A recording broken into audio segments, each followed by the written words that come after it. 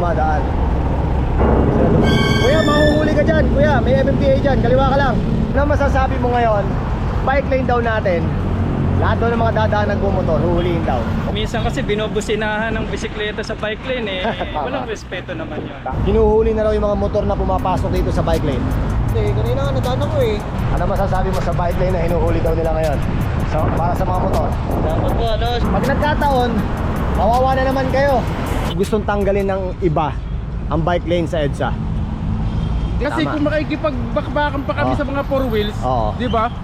Sana makita rin ng gobyerno na kung gaano yung kahalagahan ng may sariling linya yung bike.